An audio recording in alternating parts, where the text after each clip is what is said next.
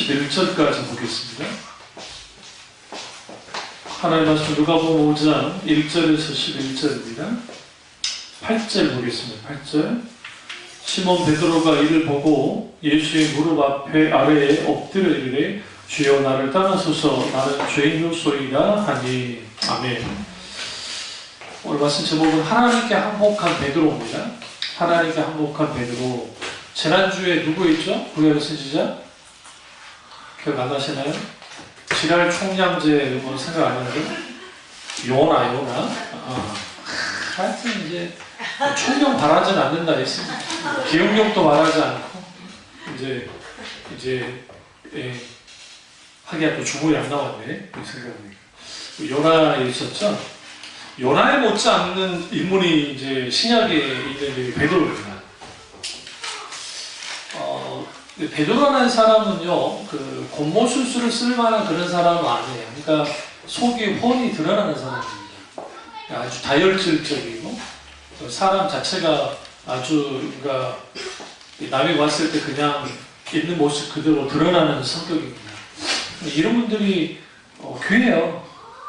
그러니까 이런 사람들 있죠. 여러분 주위에 아주 그 사람 속을 모를 것 같은 그런 사람들 있잖아요. 그 자기 속량이 하지도 않고 그냥 그런 사람만 있으면 답답하죠. 무슨 생각하는지를 모르니까 주로 그런 사람들이 뒤통수를 칩니다. 그래서 차라리 그러니까 저도 이제 그 부교육자 생활이나 목회하면서 오히려 막 좀 와일드하고 막 좀 성격이 막 급하고 대놓고 막 말하는 사람들이 다루기 어려운 게 아니고 아주 다루기 쉬워요. 왜냐하면 그 사람들은 자기들이 싫어하는 부분이 분명하기 때문에 그 부분만 하지 않으면 그렇게까지 문제 되지 않죠.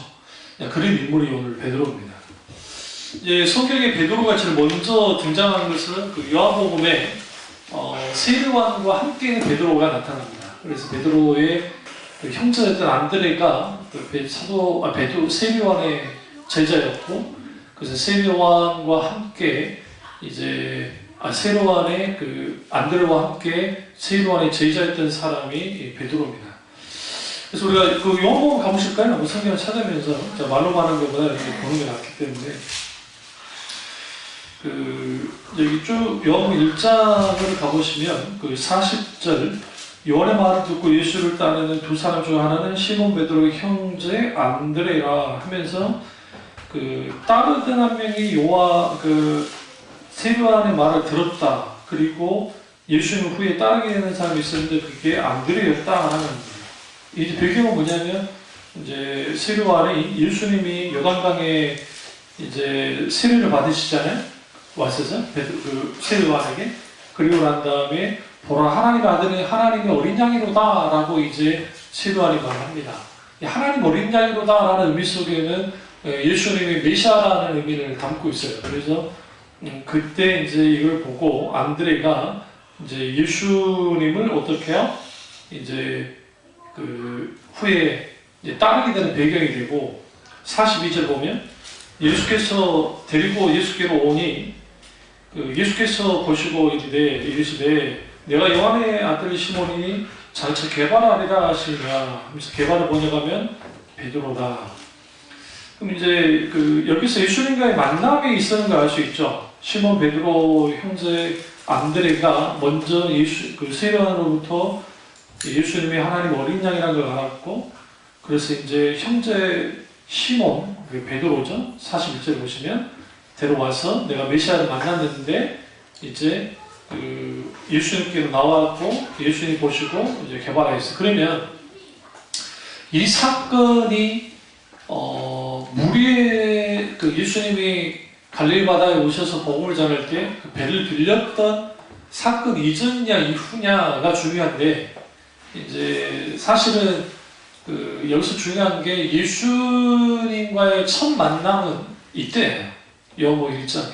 그러니까 세례요한과 함께 있다가 하나님 어린 양이라 알았고, 그럼 잘 생각해보세요. 요단강에서 세례를 받으셨고 예수님이 아직 떠나지 않고 그곳에 계셨고 세례요한을 통해서 이제 하나님 어린 양이라는 걸 시몬 베드로 안드레가 들었고 안드레가 베드로를 데리고 와서 예수님 앞에 나왔고, 예수님이 이제 그 시몬에게 너는 앞으로 이제 개발해라. 개발은 아람어예요.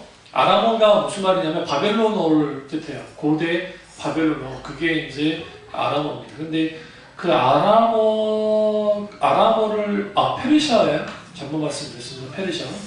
근데 그 아람어를 사용했고, 그리고 그 아람어로 그 개발하고 말씀하셨고, 이제 베드로라고 하는, 이 베드로는 이제 페트로스라고 해서 이제 이건 히브리어 헬라어입니다. 헬라.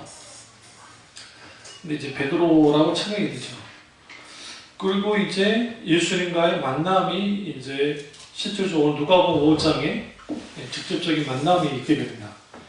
누가복음 5장 이제 쭉 보시면 이제 시몬 베드로와 안드레가 물고기를 잡고 있다가 예수님 오세요. 우리가 알듯이 전혀 모르는 관계에서 이거 빌려주는 게 쉽지 않은 게 밤새도록 물고기를 잡았다 한 마리도 못 잡았잖아요. 그리고 그물을 싣고 있었잖아요. 그물을 싣고 있다는 것은 이제 하루를 맞추고 집에 들어가서 쉬려고 하는데 어떤 사람이 와가지고 배 좀 빌려달라고 하니까 쉽게 빌려주느냐? 그렇지는 않거든요. 이때 예수님이 그렇게 유명할 때가 아닙니다. 이제 초창기 사역하실 때이기 때문에 그렇게 유명하지 않았어요.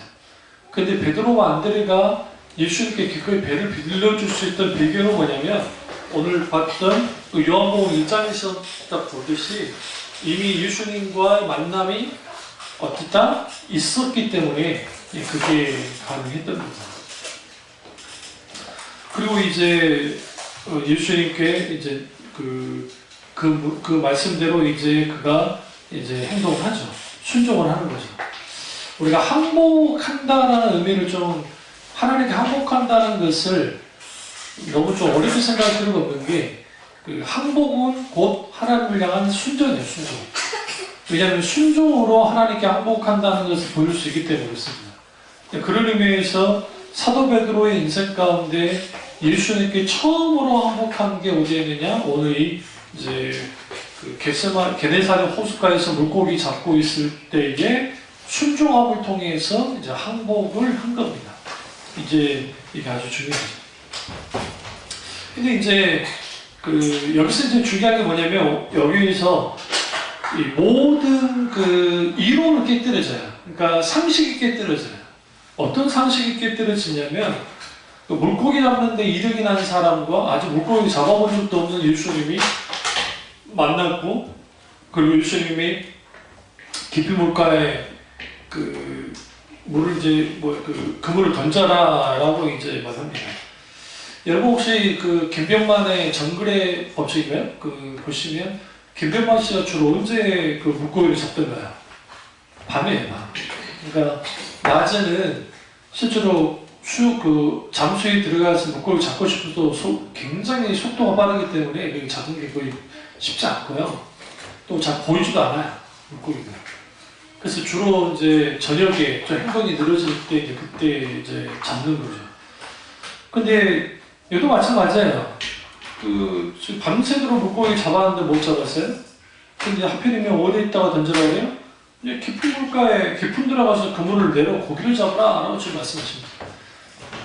여기는 이제 사도 베드로가 이제 사도가 아니니까 이때 당시에는 시몬의 오랜 세월 동안의 경험으로는 이게 말도 안 되는 거예요. 그것도 이제 이미 해가 떴고 또 깊은 데는 물고기가 있지도 않은데 거기다가 던져. 근데 이제 이때 그가 말씀에 의지해서 그물을 던집니다. 여기서 말씀에 의지한다는 것은 두 가지 측면에서 이해할 수 있는데요. 하나는 예수님이 여기에 오셔서 배를 빌린 이유는 설교하시기 위해서 말씀을 전하기 위해서였겠죠. 그 말씀을 들었어요. 그것을 의지하는 것. 또 하나는 이제 깊은 데로 가서 그물을 내려라고 하는 그 말씀에 의지해서 그가 던집니다. 그리고 이제 물고기를 잡습니다. 여기서 이제 베드로가 어떻게 이제 그가 하나님께 항복하는지를 예수님께 항복하는지를 볼 수 있는데 그게 이제 5절이에요. 시몬이 대답하되 선생님 우리들이 여기서 집중하셔야 돼요. 선생님에 집중하셔야 돼요. 이때까지는 예수님이 선생님이셨어요. 그리고 이제 8절을 보시면 시몬 베드로가 이를 보고 예수의 무릎 아래 엎드려 첫 번째 보세요. 첫 번째, 무릎 아래 엎드렸다. 첫 번째. 두 번째, 주여 나를 떠나소서. 그리고 세 번째, 나는 죄인으로소이다. 이게 이제 그 하나님 앞에 그 항복하는 사람들의 전형적인 모습이에요. 그러니까 어떤 모습이냐면 구약에도 그 모세야 하나님이 나타나셨고, 그리고 모세가 이제 그 신을 벗어나신 말씀하시잖아요. 미디안 광야에서 호렙산 떨기나무에서 이제 만났을 때, 그랬을 때에 그가 엎드립니다. 이 엎드리는 자세가 나오죠. 이게 똑같은 거예요. 항복하는데. 여호수아도 여리고 평지에 있을 때 하나님이 찾아오셨고 거기에 엎드리죠. 그러니까 엎드리는 행위는 뭐냐면 이제 이걸 부복이라는 표현을 써요. 무릎을 탁 꿇고 아예 엎드리는 거예요. 그 진시 왕자 아시죠? 그 진시 왕제가 이제 황제가 되고 난 다음에 신하들이 이제 아래를 따보잖아요. 그러면 20m 정도 떨어뜨려요. 20m면 여기서 저까지는 될 거예요. 적어도 그 안에 들어와서 거기에 앉는 거예요. 신하가. 그 바짝 엎드려요. 그러면 이제 양쪽으로 군인들이 이제 그 군인병들이 칼을 차고 거기 쭉 서 있어요. 그리고 보좌에 그 왕자에 이제 그 시황제에 앉아 있고. 왜 그러냐면 일단 복종의 표시예요. 이 정도 거리만큼 너희는 별거 아닌 거라는 거죠. 그러니까 내가 너희의 주인이고 왕이고 너희 나의 신하다, 나의 노예에 불과하다라는 의미가 있고, 또 하나는 암살 걱정 때문인 거예요. 암살하려고. 혹시라도 칼 가져와서 찌를 수 있으니까 머리 떨어뜨리는 거예요. 그래서 그 했는데 모든 역대 왕들 앞에다 머리를 조아리죠. 무릎을 꿇고. 그게 어떤 행위냐면 목을 베도 됩니다 하는 행위예요. 그래서 우리가 부복한다, 엎드린다, 뭐 경배한다, 그런 의미가 다 내가 하나님 앞에 모두로서 항복합니다 하는 의미를 갖고 있어요. 프레이즈 앤 워십 할 때 워십이 경배라는 뜻이죠. 워스포슈, 가치 있는 것을 하나님께 드린다는 의미이긴 하지만 이 경배라는 의미가 좀 더 깊이 들어가 보면 내가 엎드린다, 주님께. 엎드린다. 근데 이제 오늘 베드로가 주님을 만났어요. 그리고 무릎 아래 엎드렸습니다. 그러면 상식적으로 예수님 뭐하고 계실까요? 서 계시는 건지 앉아 계시는 건지 모르는데 적어도 여기에는 저기 탁자가 없잖아요. 그러니까 서 계셨겠죠. 예수님이 서 계셨고 이 무릎 아래 바로 가까이 와가지고 엎드리고 있는 거예요. 그리고 한 다음에 그 전에는 선생님 했다가 주여 한단 말이에요. 여기서 나를 떠나소서라는 의미가 어떤 의미가 있을까요? 좀 이상하지 않으세요? 아, 이제 나를 구원해 주십시오. 그러면 좋겠는데 떠나소서. 왜 이런 말을 하냐면 하나님과의 만남 가운데 있게 되면 인간은 그 자기가 어떤 존재인지 확 드러나요. 그러니까 감당을 못하게 됩니다. 내가 감당을 못하겠으니까 떠나달라는 거예요. 그러니까 주님이 싫어서가 아니라 내가 지금 당신을 이렇게 감당할 수조차도 없고 내가 어떻게 할 수도 없습니다. 내가 너무 더럽습니다. 내가 너무 죄가 많습니다. 내가 이런 존재인데 어떻게 주님이 여기 계시겠습니까? 그러니까 주님을 떠나주십시오. 라는 거예요. 그리고 나는 죄인으로서 있다. 죄인 것을 아는 거죠. 여기서 우리가 뭘 할 수 있냐면 하나님과 나 사이에 항복이 있을 때 적어도 세 가지 일이 벌어져야 되는데, 하나는 그 주님께 엎드리는 것, 아래에 엎드리는 것, 그리고 또 하나는 주님이 되어야 되는 나의 선생님이 아니라 주님이 되어야 되고, 또 세 번째는 내가 주인이라는 인식을 갖는 거예요. 이제 이게 얼마나 극적인 변화입니까? 이때 여기 누가 있었어요? 누가? 형제 안드레 있었잖아요. 근데 안드레는 이 반응 안 했잖아요. 그러니까 안드레라는 사람은요, 아주 사람이 점잖은 사람이에요. 그러니까 같은 물고기 잡는 사람이지만 안드레가 팍팍 튀는 거 보셨어요? 전혀 안 튀어요. 그러니까 이 사람은 오늘날 말하면 진짜 순둥이에요, 순둥이. 착한 사람이에요. 그러니까 그 예수님이 진짜 안드레 정도만 있으면 괜찮았어요. 그런데 베드로, 뭐 요한, 좀 환장하네, 뭐 가룟 유다, 하여튼 예수님 속썩이는 사람들 많았는데 안드레는 단 한 번도 예수님 속썩인 적이 없거든요. 그런 의미에서는 아주 귀한 이제 사람인데, 그러나 정작 주님 앞에 한복했던 사람은 누구예요? 베드로예요, 베드로. 그래서 이제 예전에 그 우리 선교 목사님들이 했던 말이, 어떤 사람이 예수님을 믿게 되느냐, 성격 더러운 것들이 예수님을 믿게 된다는 거예요. 대부분. 왜냐하면 법 없이도 살 사람들은 절대로 예수님 믿기 힘들어요. 내가 적당히 선하기 때문에, 내가 선한 상태에서 예수 믿는다는 거 좀 웃긴 것 같은 거예요. 그러니까 예수님만 믿고 공부하는 이해가 안 되는 거예요. 그래도 적어도 응? 나쁜 일 안 하고 해야 천국 가는 것이지 어떻게 그럴 수 있냐는 생각을 하는 거죠. 그런 의미에서 이제 농담이긴 하지만, 그때 당시 농담이긴 하지만, 뭔가 좀 모자라고 뭔가 다혈질적이고 뭔가 부족한 사람들이 오히려 예수님을 만나서 깨뜨려지기가 쉽다는 거죠. 그 항복이 이제 필요합니다. 이 정도까지 항복한 베드로지만, 이제 뒤에 계속 보시면 알겠지만 좀 만만치 않습니다.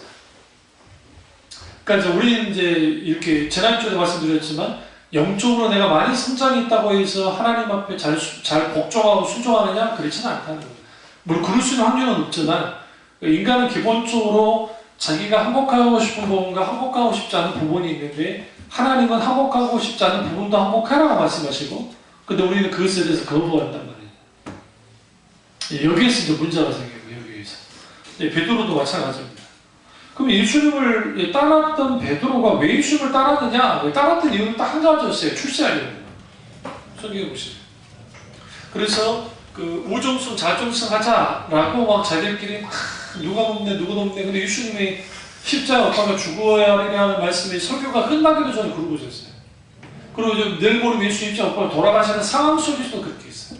여러분이 잘 아는 그 최후의 만찬 직전까지도 그랬어요. 그러니까 예수님이 이제 그 높고 자는 낮아질 것이요 섬기는 자가 높아지리라 라는 말씀을 통해서 주님이 이제 그들을 분위기를 환기를 시켰지만, 그러니까 예수님의 제자들이 깨지지 않았어요. 그러면 이제 뭐가 깨지지 않았냐? 베드로를 비롯한 예수님의 제자들이 하나님의 항복하지 않았던 첫 번째는 야망이에요. 그러니까 성공하고자 하는 야망, 권력을 잡고자 하는 야망. 예수를 통해서 이제는 그들의 인생이 좀 바뀌어지기를 원했어요. 근데 우리가 좀 아셔야 되는 게, 베드로라는 인물은 가난한 사람은 아니에요. 그러니까 우리 성경 공부를 좀 잘못한 게, 베드로라는 인물이 아주 가난한 사람이었다라고 하는데, 오늘날 시대이나 그 시대이나 배를 갖고 있다는 것은 어떤 거예요? 부자예요. 그러니까 완전 부자라고 할 수는 없지만 거의 먹고 사는 정도는 되는 거예요. 사도 요한은 여러 배를 갖고 있다는 것을 통해서 뭘 알 수 있어요? 굉장히 부자였다는 것을 알 수 있습니다. 그러니까 사도 요한은 부자였어요. 야고보다 부자였어요. 그래서 세베대가 예수님 뒤를 따라다니면서 뭘 계속했을까요? 헌금한 거예요. 예수님이 거짓대를 몰고 다녔잖아요. 네? 지금 다 먹는데 바쁜데 이거 누가 돈 댈 거예요? 그러니까 이제 돈이 있는 사람들이 돼야겠죠. 대표적인 게 세베대가 되는 돈 된단 말이에요. 그 외에도 부자들이 있어요. 여러분 이제 나사로 있죠, 나사로. 뭐 마르다, 나사로, 마리아, 이 사람들도 좀 사는 사람이에요. 가난한 사람 아니에요. 그 나드 향의 옥합을 깨뜨리죠. 예? 그 옥합을 깨뜨릴 정도의 그 결혼 지참금을 준비할 정도면 좀 사는 사람이에요. 그게 가난한 사람이 아니에요. 왜 그러냐면 고대 시대에 남자도 아니고 여자가 그것도 뭐 몇백 데나리나 되는 나드 항유의 그것을 돈을 모을 수 있었다는 것은 어느 정도 자기가 오늘날 말하면 저금을 할 수 있을 만큼 벌이가 있었다는 것을 의미하고, 그 정도라고 한다면 어느 정도 조금은 살고 있던 사람인 거예요. 그게 굉장히 중요합니다. 사실 있잖아요. 요즘에 경기 안 좋고 하니까 누가 요즘 막 있는 돈 거의 뭐 빵꾸 안 나면 다행이지. 지금 적금이 다 깨졌다마야. 그 은행들마다 적금이 최저. 다 깨버립니다. 뭐 이제 경기가 좀 안 좋을 때는 가장 먼저 없애는 게 이제 보험이잖아요. 좀 쓸모없는 보험들 정리하고, 그래도 좀 안 좋아지면 이제 적금 같은 걸 깬단 말이에요. 그게 최저예요, 적금 이제. 그래서 이제 적금 안 된다고 막 그만하는데, 그거 똑같은 거예요. 예수님 당시 이스라엘 백성들은 아주 극심한 절대빈곤 상태에 있었기 때문에 그래요. 그래도 좀 부자들이 있었어요. 이제 대표적인 게 이제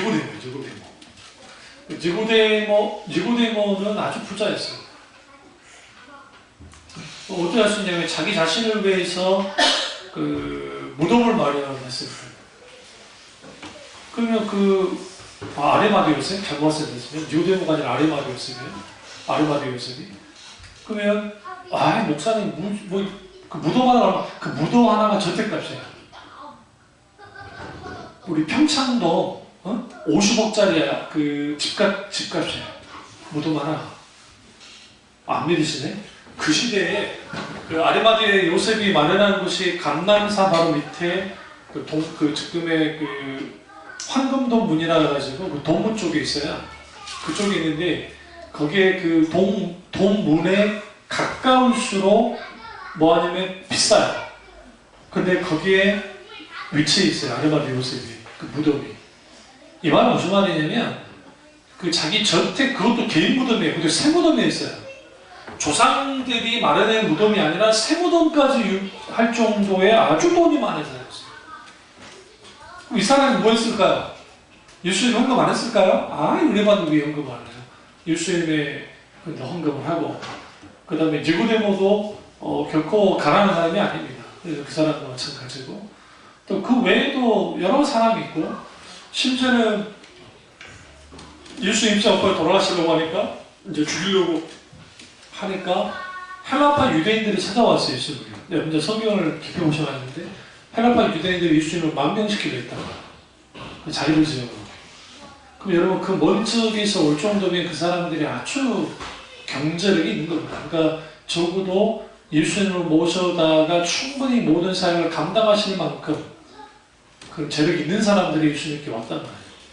그러니까 우리는 착각하는 게 돈 없는 사람은 예수님을 따라다녔다 생각하는데 그렇진 않고 이제 그런 부분에 있어서 그렇게 섬겼던 분들이 있었기 때문에 예수님의 사역이 잘 감당할 수가 이제 있었다는 겁니다.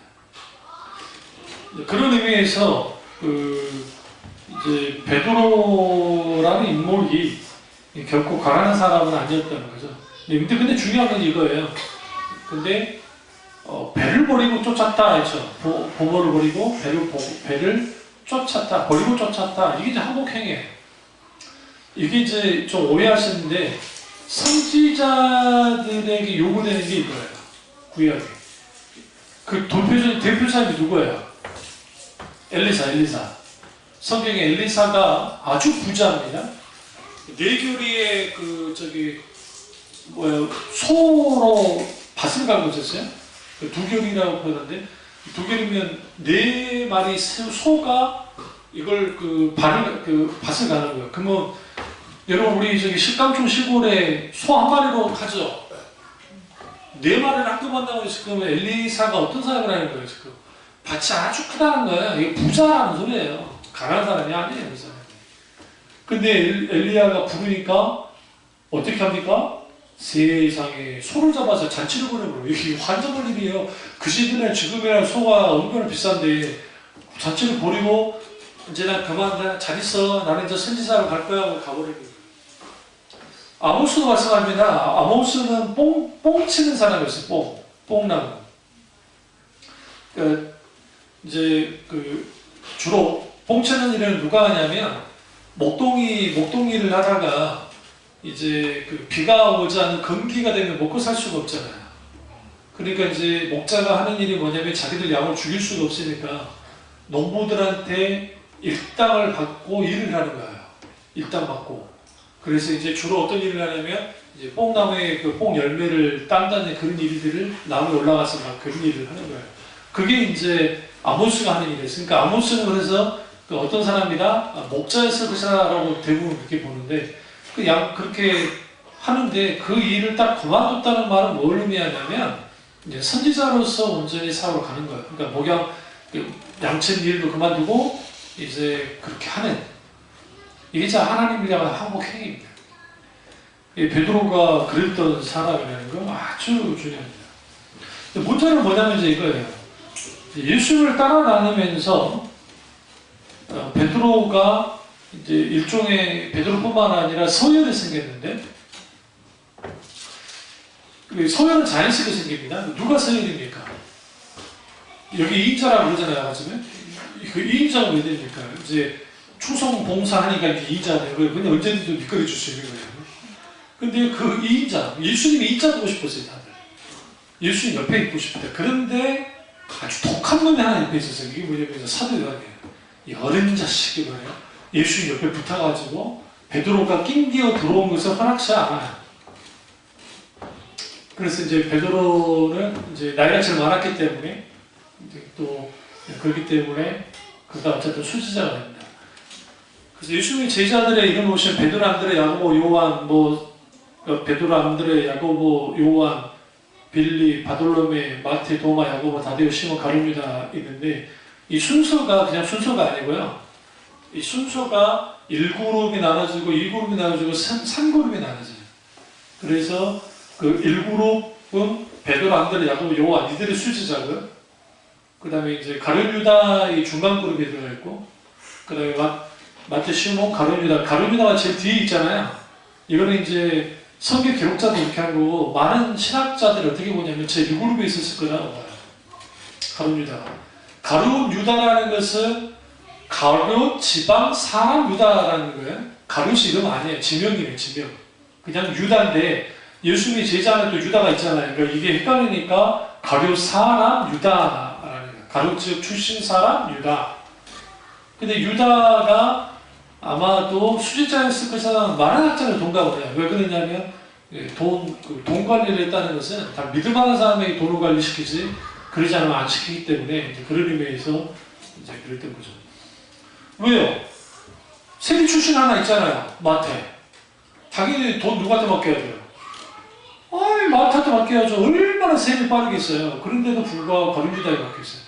베드로한테도 안 맡기고 요한한테도 안 맡기고 누구한테? 가룟 유다한테 맡겼다. 그만큼 가룟 유다가 아주 예수님께 이제 유명했고 인정받았던 사람입니다, 사실. 그래 그가 이제 예수를 버리게 됐던 근본적인 배경이 뭐냐면 오늘 베드로를 좀 살펴보면 아시겠지만 성경에 특별하게 가룟 유다가 문제를 일으킨 장면이 전혀 안 나와요. 이제 다만 이 장면 나아지게 양들을 옥합을 깨뜨렸을 때 누구예요? 가룟 유다가 불같이 화를 내잖아요. 이거 가난한 사람 도와줬으면 좋겠다, 좋았겠다 하면서. 그런데 이제 요한복음에서는 가룟 유다의 소망가에 딱 써놨잖아요. 저와 도둑이라 라고 하면서 그 돈 때문에 그런 것이다. 이제 돈 훔치려고 그런 것이다 라고 이제 되어 있긴 하지만 사실 가룟 유다라는 인물은 그 사건 외에는 그런 일들 외에는 특별하게 문제 일으키는 사람도 아니에요. 사실. 그러니까 그런 의미에서 이제 무난한데 우리 베드로는 아주 이게 심합니다. 이게 주로 어떤 사람이 목사하느냐 이제 이런 사람들이 목사가 되는 거예요. 굴고 있는 인생 사는 인간들이 되는 거예요. 뭔지 아시죠? 네? 그러니까 왜 그러냐면 하나님은 하나님의 사람들을 부를 때에 아주 이걸 깨뜨려서 연단시키고 그 연단의 과정 속에서 막 다듬어지는 인간을 쓰려하세요. 그 대표적인 게 뭐 사도 바울과 마찬가지로 다 그래요. 근데 베드로가 예수님의 제자가 됐고 출제자로서 잘 살아갑니다. 근데 이제 베드로의 특징이 뭐냐면 낯설 때 안 낯설 때 늘 낯서는 스타일이에요. 이게 환장하는 거예요. 그러니까 뭔 일만 있으면 먼저 나서요. 제자들이 예수님의 제자들이 뭐 급한 일 있잖아요. 뭔가 있으면 그때 또 나서요. 나서게 해요. 형님 와서 좀 해보셔. 그러면 이제 가서 이제 형님 베드로가 또 총대 메고 예수님께 막 하는 거죠. 그 과정에서 누구보다도 예수님과 접촉이 굉장히 많아요. 누가? 베드로가. 성경 보시면 같이 동고동단 했겠지만 베드로가 아주 예수님과 가까이 있어요. 계속. 우리가 하나님 앞에 화목하는 삶을 사는 데서 가장 배워야 게 뭐냐면 베드로처럼 항상 주님과 계속 접촉해요. 그 접촉의 빈도수가 많아질수록 아주 좋아요. 심지어는 오병의 기적 이후에 무리를 걸었을 때에 예수님을 걸고 오셨을 때 베드로가 무리를 걸어서 예수님께 가까이 갔던 사람이에요. 상식적으로 좀 생각해보세요. 배가 여기 있고 예수님 물 위로 걸고 오신 다음에 그리고 예수님 위에 다가오고 계시고 물에 있던 베드로가 유일하게 예수님께로 뭐 했어요? 가까이 물 위를 걸어서 가까이 갔다는 거예요. 그러니까 이 노르져서 갈 수는 있을 거 아니에요. 물론 아직 뭐 풍랑이가 그 통제가 안 됐겠지만 그러나 그가 가까이 갔어요. 그러니까 베드로는 늘 어떤 걸 갖고 있냐면 늘 예수님을 가까이 하기를 원했어요. 우리가 하나님께 항복하는 삶을 베드로를 통해서 배우려면 가까이. 아침에 무릎, 어떻게 오늘 본문에 예수님의 무릎이 있고 그 무릎 앞에 엎드렸다고 가까이 나와서 멀리서 엎드린 것도 아니에요. 바로 밑에서 엎드렸어요. 왜요? 내가 정말 항복했다는 거죠.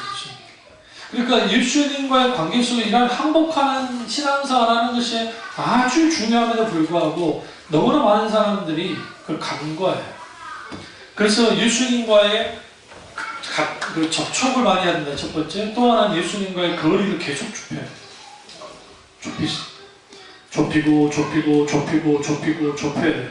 그 좁히면 그 속에서 뭐가 있게 되어지냐면 이제 내가 깨뜨려지지 않는 부분들이 다 드러나요.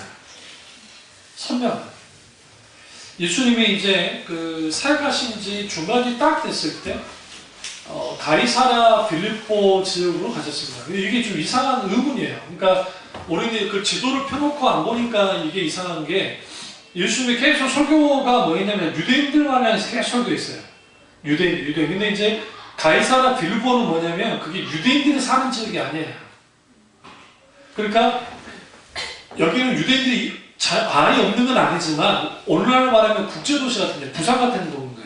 옛날에 부산 일본 사람들 많았잖아요. 그런 것처럼 국제도시 같은 곳이에요. 그래서 헬라인들이나 로마 쪽에 있는 사람들이나 아프리카인들 모든 사람들 그런 사람들이 주로 많이 모이는 곳이 빌립보, 가이사랴 빌립보라고. 그러니까 예수님이 굳이 가이사랴 빌립보를 갈 필요가 없는 게 예수님은 계속 복음을 누구에게 전했어요? 유대인에게만 전했기 때문에 가이사랴 빌립보에 갈 필요가 전혀 없었다고. 그러면 그 가이사랴 빌립보는 뭐라 했죠? 가이사랴는 로마 황제의 명칭이고 가이사, 시저라는 뜻이고 빌립보는 빌립 왕의 이름이에요. 그러니까 빌립 왕이 세운 도시예요. 이게 분봉왕입니다.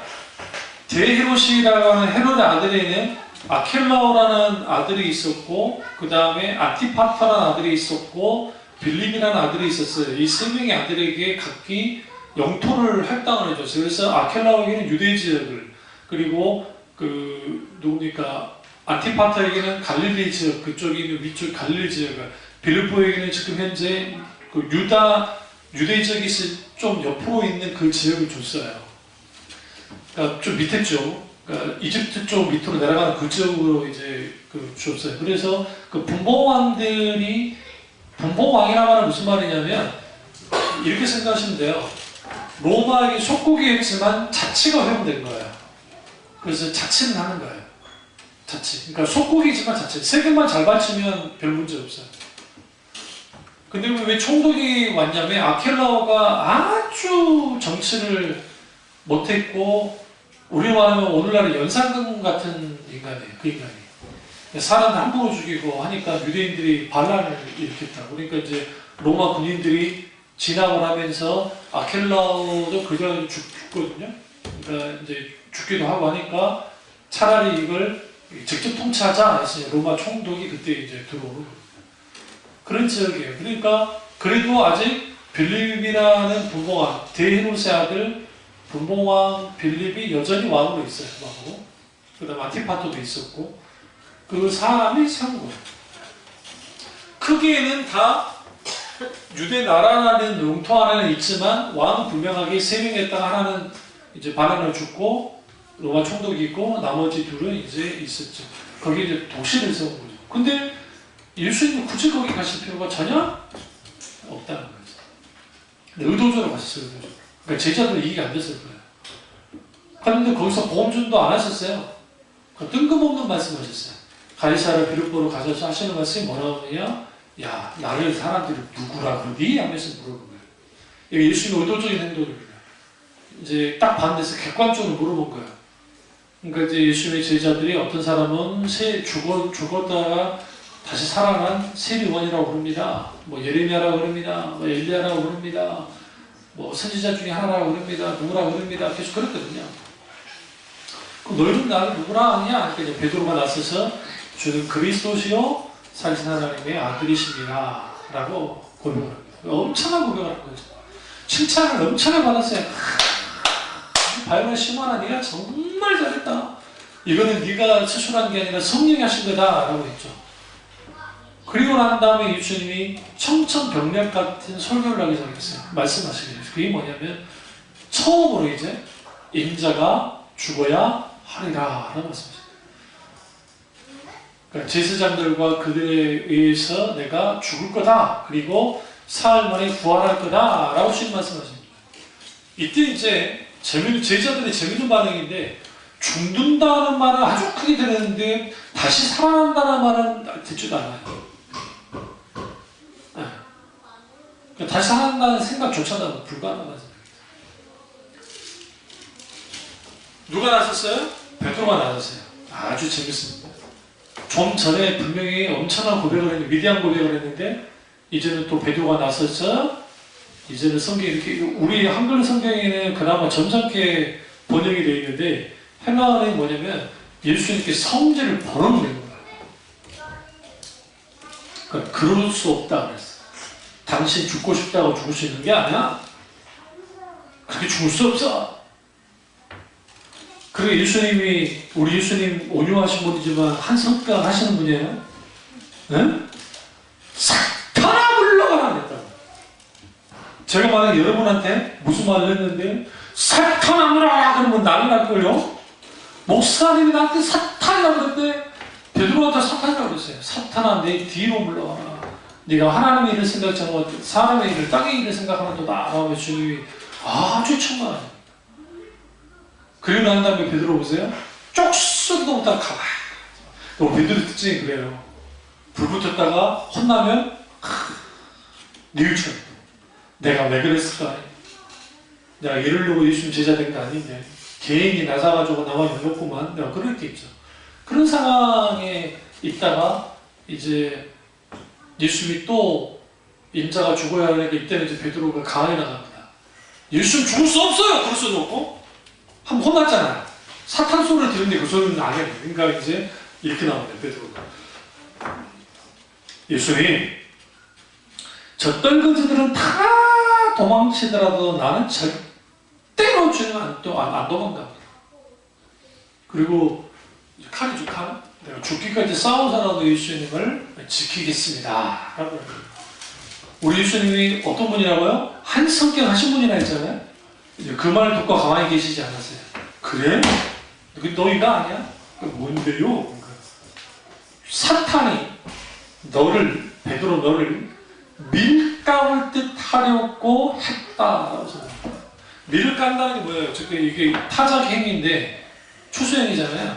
밀이 있으면 사탄이 이걸 탁 해가지고 까버려요. 이게 부셔버려. 산산조각 내려 있단 말이에요.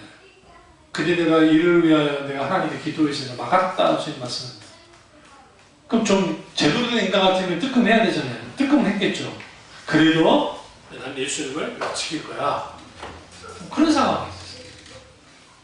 여기서 우리가 이제 하나 알아야 되는 게 여러분 우리 항복해야 되는 부분 중에 가장 중요한 게 뭐냐면 우리의 장점도 항복해야 돼요.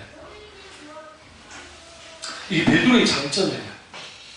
누가 나서서 예수님을 위해서 끝까지 하겠습니다. 이거는 진짜 말만 하면 행동을 하겠다는 거예요. 베드로 입장에서 진짜 베드로는. 그런데 그게 장점이기도 하고 단점이기도 하는데 그러잖아요. 베드로나 인물은 사탄 관리하듯이 그런 말을 하는 사람이 아니에요.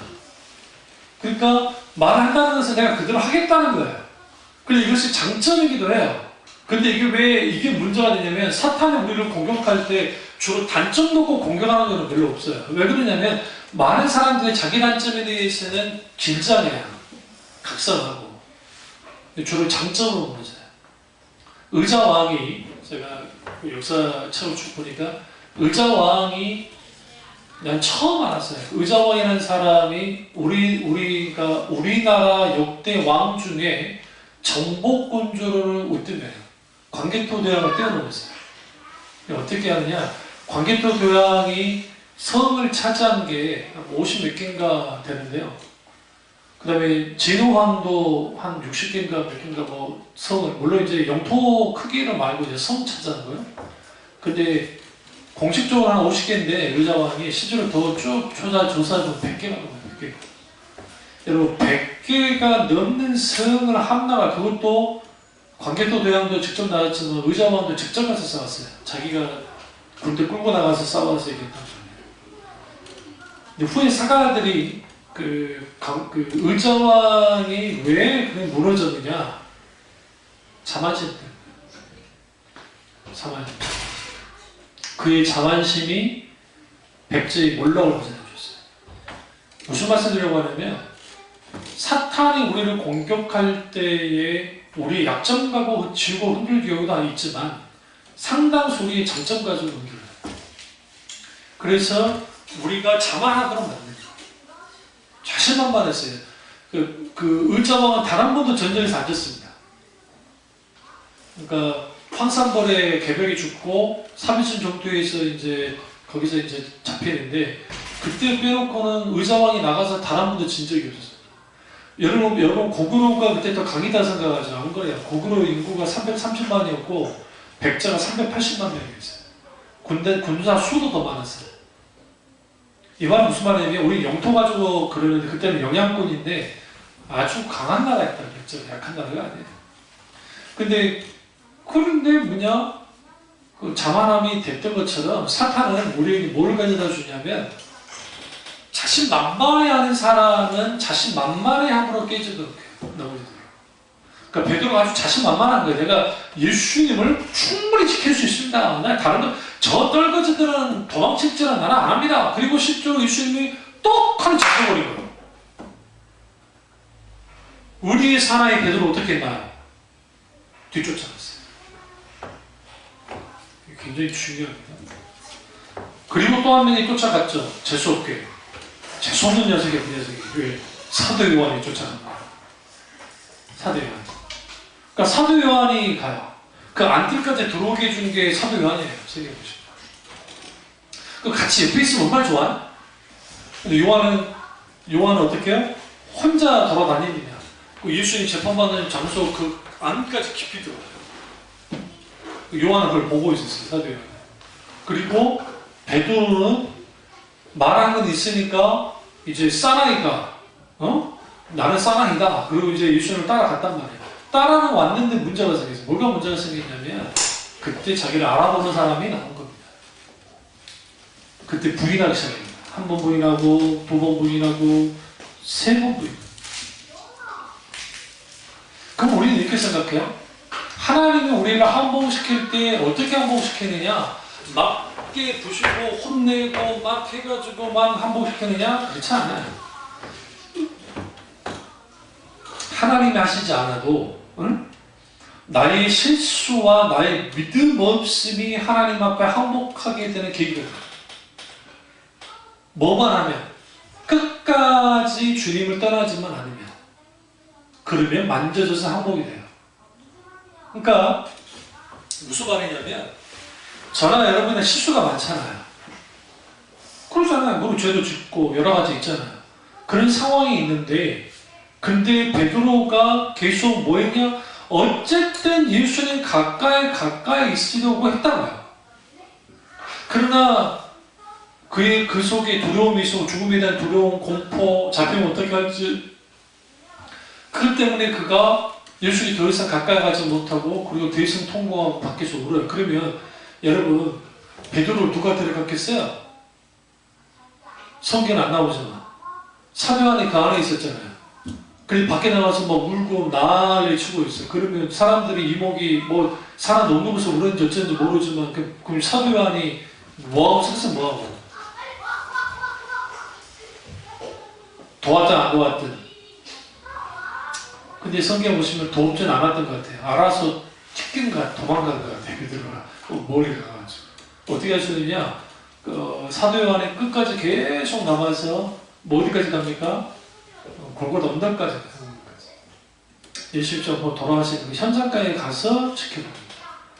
그러한 일들을 사도 요한에 있는데 베드로는 그때 어디 있어요? 똑같이 제자들과 숨어 있었어요. 여기서 우리는 어떤 교훈을 얻을 수 있냐면, 내가 은혜 받고 내가 기도 열심히 하고 뭔가 열심히 돼서 내가 하나님을 위해서 뭔가 할 수 있다고 생각하는 자체가 이미 뭐가 돼요? 교만 안 해요. 주님을 그걸 꺾어요. 베드로 이 교만을 꺾어버립니다. 그리고 뭐 하시느냐? 또 다른 차원의 뭘 줘요? 기회를 주죠. 이런 항복의 과정이 필요해요. 첫 번째 예수님과 만났을 때 항복했고, 그 다음에 예수님이 중간 사역할 때 베드로가 나섰다가 깨져가지고 혼나가지고 조금 찔끔했고, 그러다가 이제 예수님이 겟세마네 동산에서 기도하기 전에, 이제 십자가복이 돌아가시기 전에 또 인자가 죽어야 하니까 그때 나섰다가 사탄이 널 밀가부르듯이 너를 밟아 없애버려서 그 말을 듣고 뜨끔했어요. 그래도 불구하고 그가 여전히 뭐 했어요?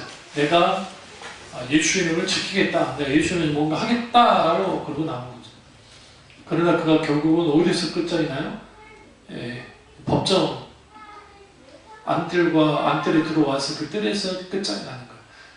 그런데 통곡했다고 하니까 이제 많은 사람들이 이 장면에 대한 오해를 가졌는데 이게 회개냐? 라는 거예요. 우리 한번 마태복음 가보시죠.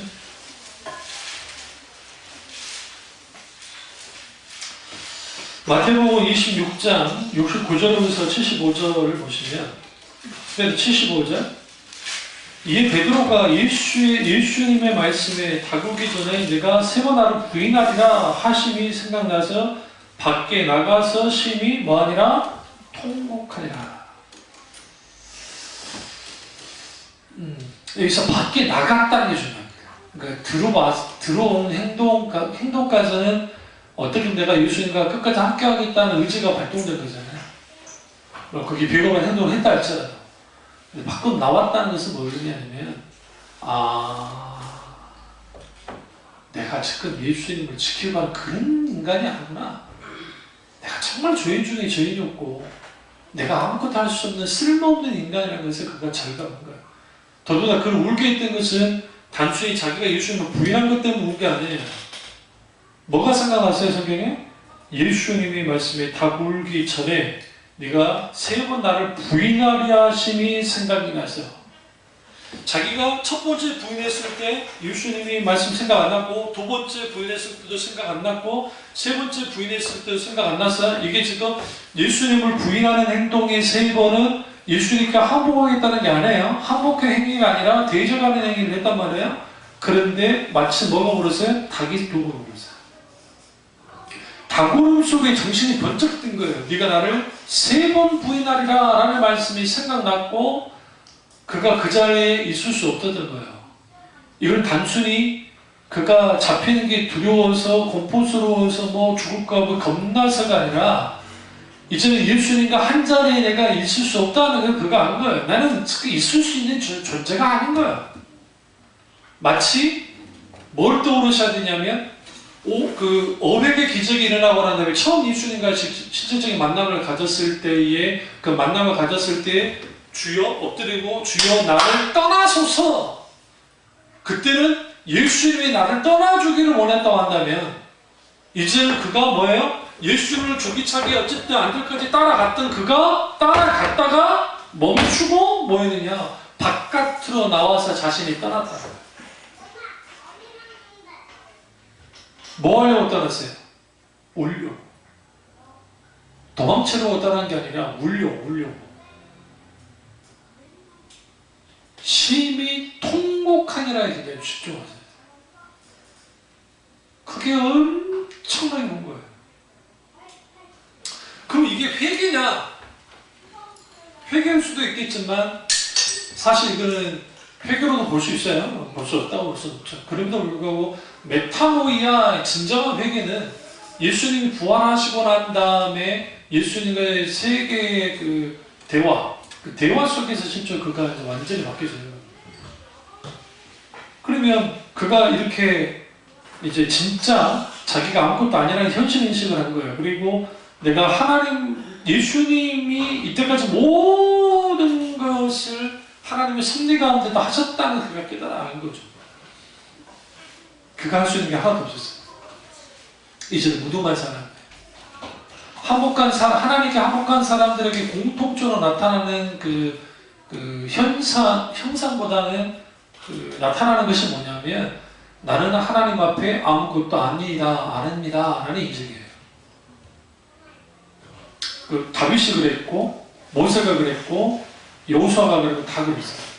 그러니까 여호수아가 여리고 평지에서 이제 쳐다보다가 거기에 여호와의 사자를 만나고, 그때 그러잖아요. 너 누구 편이냐? 라고 물었습니다.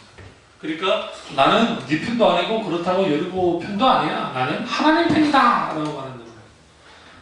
하나님 편이다. 여기서 헷갈리는 거예요.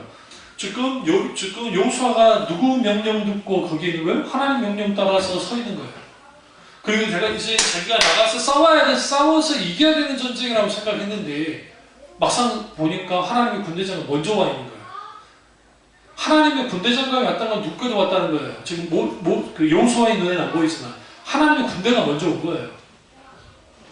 하나님의 군대가 먼저 온 거죠. 그리고 온 상태에서 이제 그가 요구한 게 뭐냐? 너는 신발을 벗고, 너는 복종하고, 너는 이제 뭐다? 하나님 앞에 항복해라는 거예요. 그러니까 항복 선언이 먼저라는 거예요. 네가 여리고를 치는 게 먼저가 아니라 항복해라는 거예요. 항복 선언. 이 똑같은 사건이 모세의 조상이었던 야곱에게 나타났어요. 야곱에게. 어떻게 나타나느냐? 라반 삼촌을 속이고 도망치다가 이제 잡혀요. 그때 성경이 참 놀라운 말을 하는데, 이렇게 말합니다. 잡으러 갈 때 그 자식들이나 이제 자기랑 같이 하는 사람들에게 내가 반드시 죽이겠다 그랬어요. 야곱을 반드시 죽이겠다.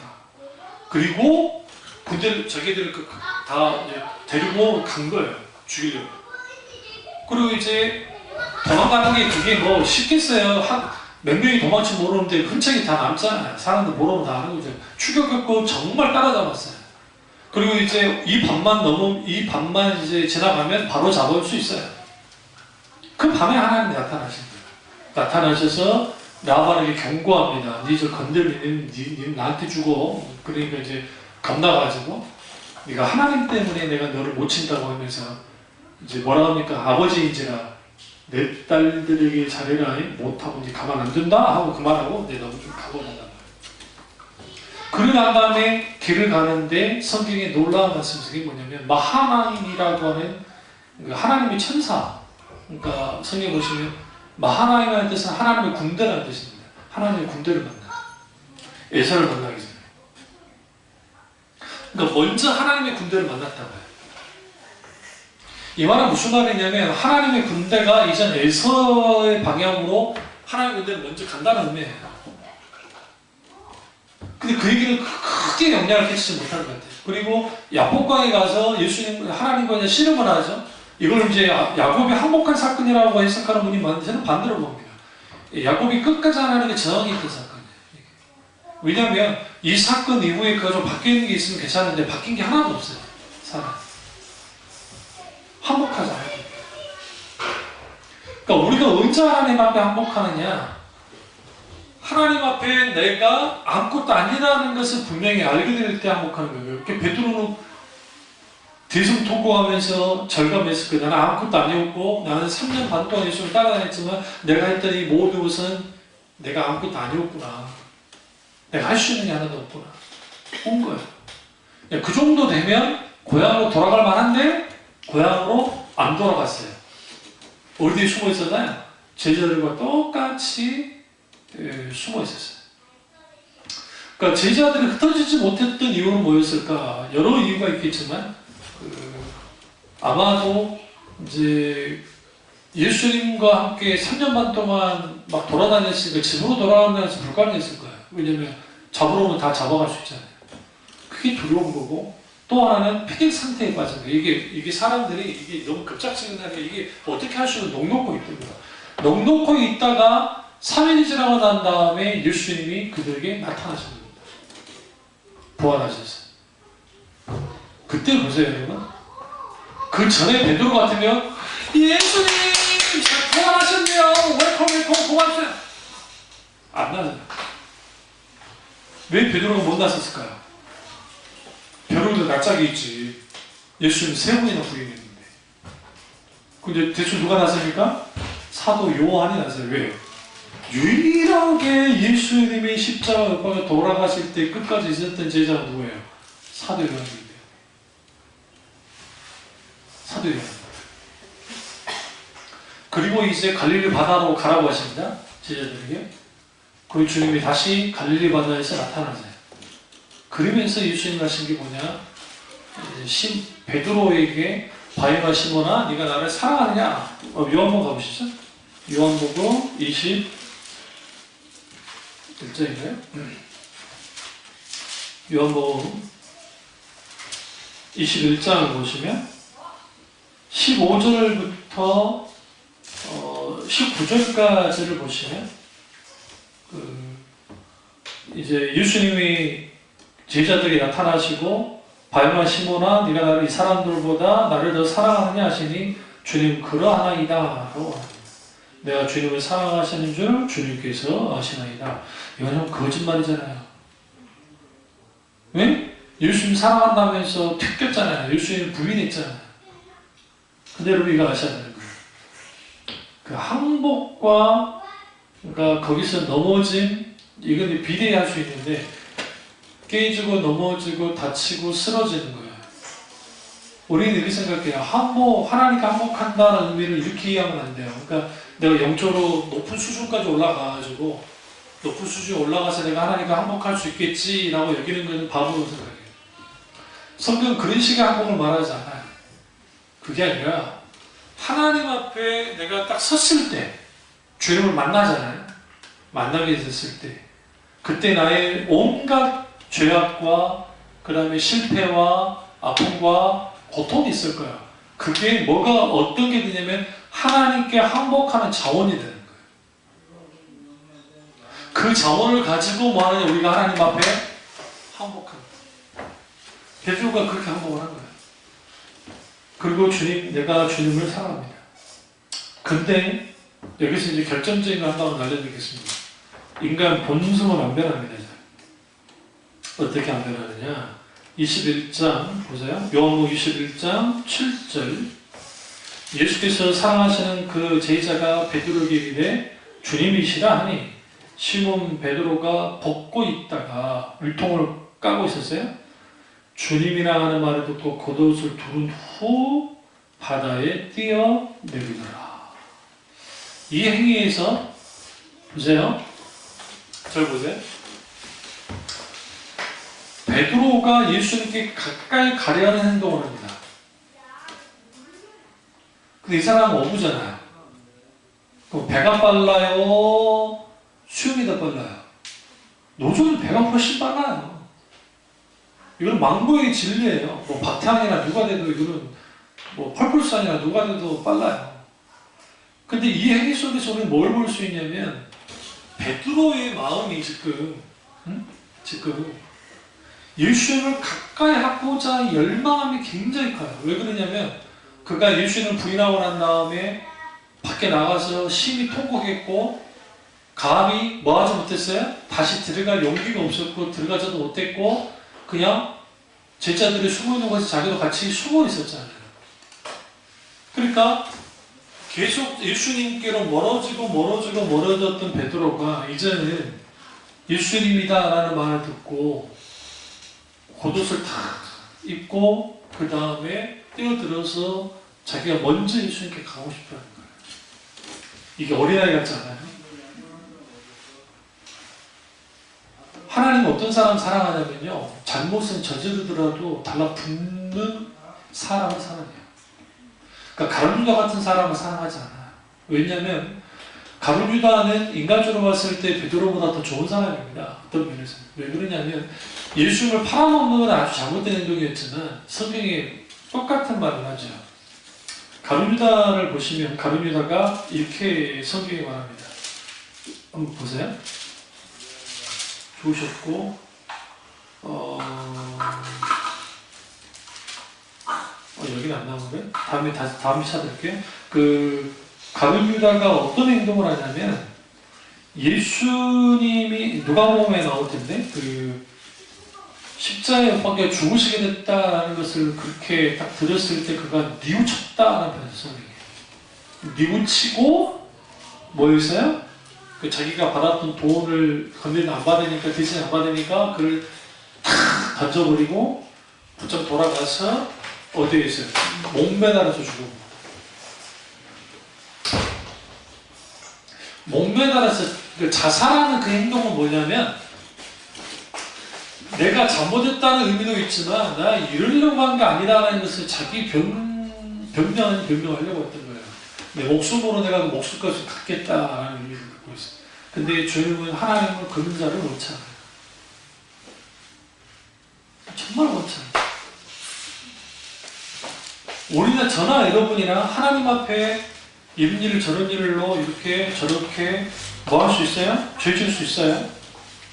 그때 우리 베드로처럼 하나님 앞에 회개하고 주님 옆에 붙어 있어요. 가까이. 근데 수용하고 갔습니다. 좀 성경을 좀 여러분이 좀 객관적으로 볼 필요가 있는데 요한복음 다시 가보시면 갔는데 이제 누가 먼저 들어갔어요? 사람들이 더 먼저 들어갔어요. 그 배에 탄 사람들이 먼저 들어가요.